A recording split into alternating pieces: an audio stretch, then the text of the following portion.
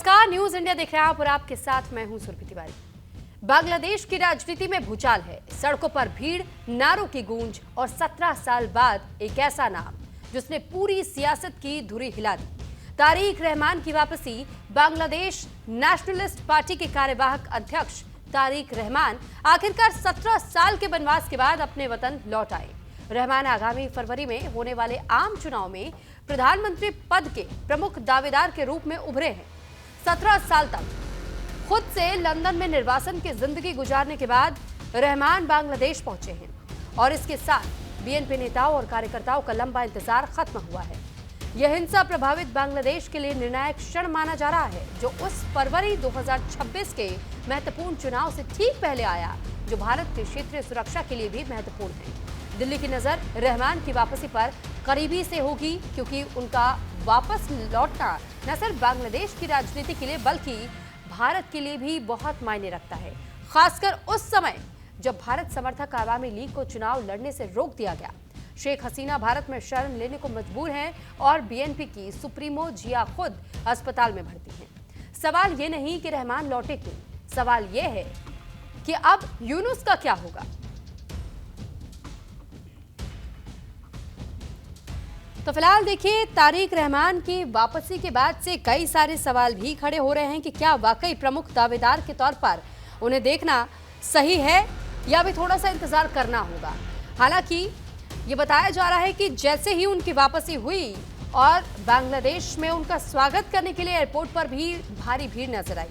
अपने परिवार के साथ में लौटे हैं बांग्लादेश। 17 साल के बाद बांग्लादेश में लंबे समय तक शासन करने वाले परिवार के उत्तराधिकारी और मौजूदा वक्त में यहां की सबसे शक्तिशाली राजनीतिक पार्टी के नेता तारिक रहमान की वापसी हुई है और इससे जुड़ी एक खास रिपोर्ट सबसे पहले आपको दिखाते हैं।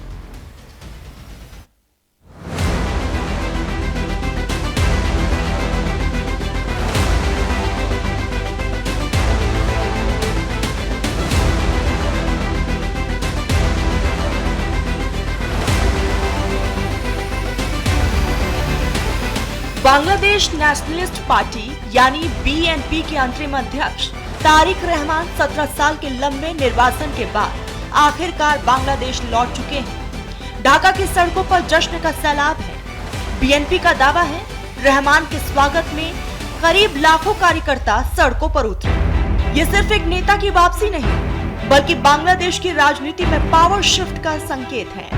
तारिक रहमान की वापसी ऐसे वक्त में हुई है जब बांग्लादेश पहले से ही हिंसा, अव्यवस्था और राजनीतिक तनाव से जूझ रहा है। यूनुस सरकार पर आरोप है कि सच्चाई दबाने के लिए मीडिया पर शिकंजा कसने, विपक्ष की आवाज कुचलने और देश के कई हिस्सों में प्रदर्शन, आगजनी और झड़पों की खबरें लगातार सामने आ रही हैं। राजनीतिक विश्लेषकों की माने तो अगले साल होने वाले आम चुनाव में बीएनपी की वापसी लगभग तय मानी जा रही है और अगर ऐसा हुआ तो प्रधानमंत्री की कुर्सी पर तारिक रहमान का बैठना तय माना जा रहा है। बीएनपी समर्थकों का दावा है कि देश बदलाव चाहता है।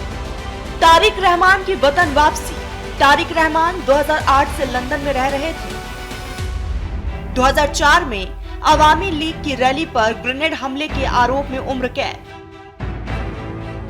2007 में भ्रष्टाचार के कुल 84 मामलों में सजा। 2008 में गिरफ्तारी से बचने के लिए लंदन भागे। 2014 में चुनाव बहिष्कार के ऐलान पर राजद्रोह का केस दर्ज। हसीना के तख्ता पलट के बाद कई आरोपों पर बरी। 17 साल बाद बांग्लादेश लौटने का फैसला किया। सवाल यह है कि रहमान के बांग्लादेश लौटने के क्या मायने हैं। दरअसल बांग्लादेश में अगले साल 12 फरवरी को आम चुनाव होने हैं। शेख हसीना की पार्टी अवामी लीग को बैन कर दिया गया है। ऐसे में बांग्लादेशी नेशनलिस्ट पार्टी चुनाव जीतने की सबसे बड़ी दावेदार है। बीएनपी के अध्यक्ष खालिद जिया की उम्र 80 साल हो चुकी है और बहुत बीमार चल रही है। ऐसे में माना जा रहा है कि रहमान अगले पीएम के दावेदार हो सकते हैं। बता दें कि जून में बांग्लादेश की अंतरिम सरकार के मुख्य सलाहकार मोहम्मद यूनुस ने अपनी यूके की यात्रा के दौरान तारिक रहमान से मुलाकात की थी। बांग्लादेशी मीडिया रिपोर्ट्स के मुताबिक इस मुलाकात के बाद से उन्हें बांग्लादेश के अगले प्रधानमंत्री के रूप में देखा जा रहा है। अभी तारिक बीएनपी के कार्यकारी अध्यक्ष हैं, वे अब पार्टी की कमान अपने हाथ में ले सकते हैं। कौन है तारिक रहमान? पूर्व प्रधानमंत्री खालिदा जिया के बेटे। 20 नवंबर 1965 को जन्म हुआ। यूनिवर्सिटी ऑफ ढाका से पढ़ाई की। 1971 में मुक्ति संग्राम में मां खालिदा जिया के साथ गिरफ्तार हुए।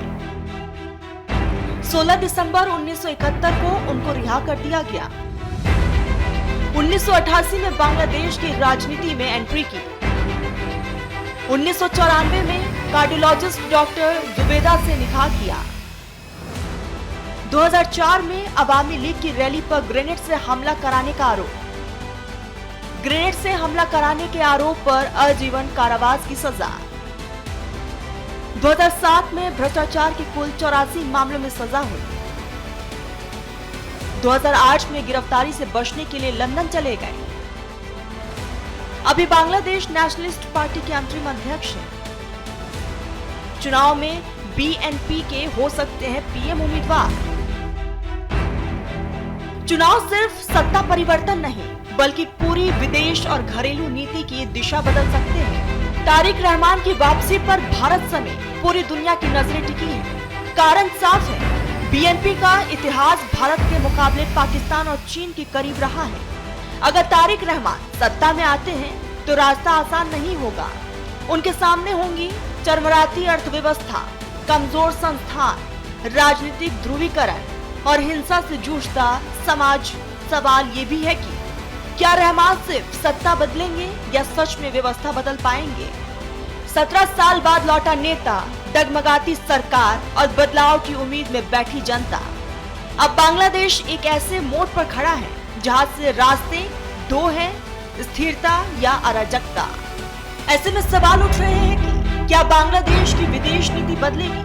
क्या भारत बांग्लादेश रिश्तों में ठंडक आएगी? और सबसे बड़ा सवाल है कि क्या यूनुस को पाकिस्तान की राह पकड़नी पड़ेगी? Bureau report.